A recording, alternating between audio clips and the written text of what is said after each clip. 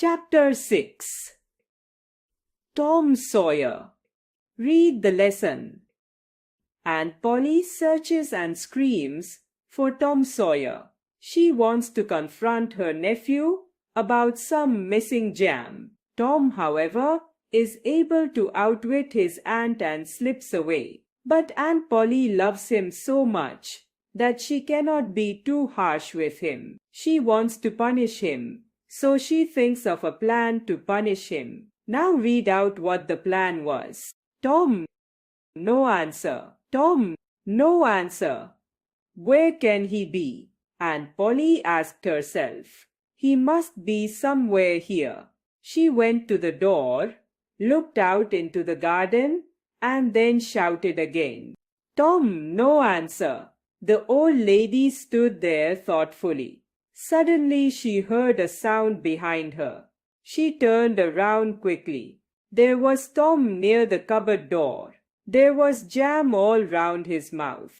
What have you been doing here? Aunt Polly asked angrily. When Tom did not answer, she went on. You have been stealing the jam again. Don't tell me that you haven't. Haven't I told you 100 times to keep away from that cupboard? Where is my stick? Aunt Polly took her stick and raised it high. She was about to strike Tom hard.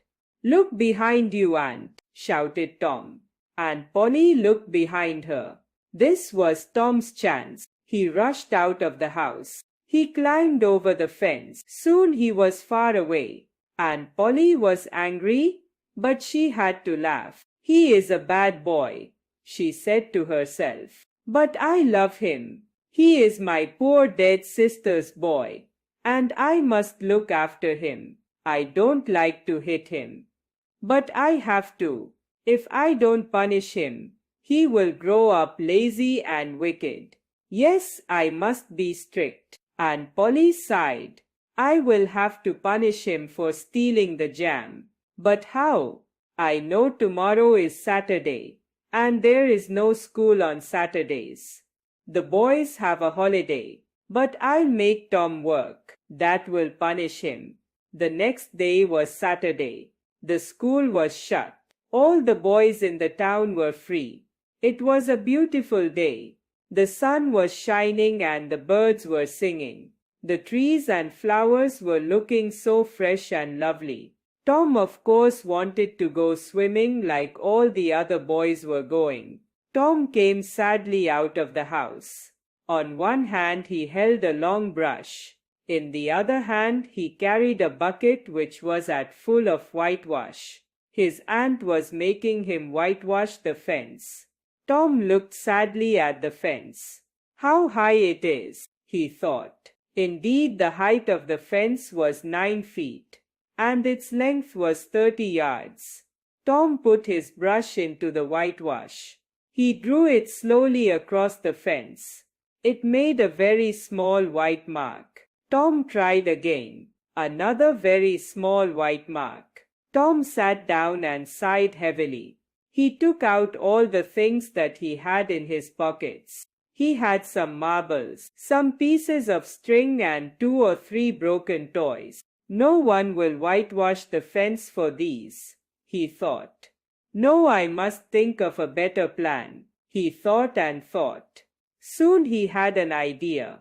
He picked up his brush again and began working hard. Ben Rogers was coming down the street. Tom pretended not to see him. He worked harder than ever. Ben was eating an apple. He looked very happy. He was pretending that he was a big ship, and he was rolling like one. He was giving orders in a loud voice, and the ship was obeying them. He came up to Tom. He rubbed his eyes. "Why, Tom," he cried, in great surprise. "You're working." Tom said nothing. He went on with his whitewashing. He looked very interested in his work.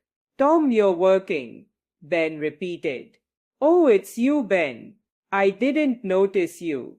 "This is not work," Tom said quietly, and he went on whitewashing. "Not work," Ben exclaimed. "Oh, no, I like it." Whitewashing is fun. You've never whitewashed a fence, have you? Well, no, I haven't. For a time Ben stood there watching Tom. Tom paid no attention to him.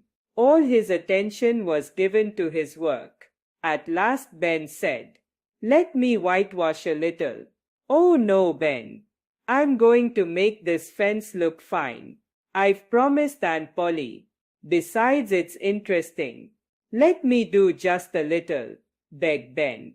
"No, I'm sorry, Ben, but I can't. Aunt said that I must do it myself.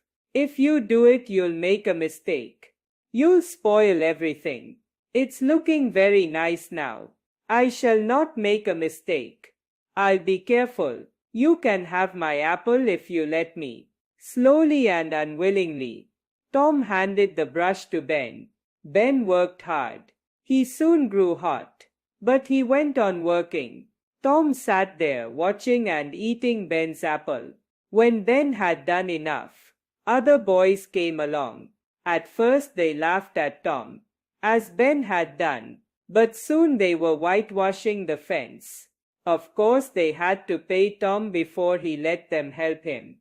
10 Hay gave him their best things: 12 marbles, a tin soldier, a key, a dog's collar, the handle of a knife, and 4 pieces of orange. Tom had an easy time.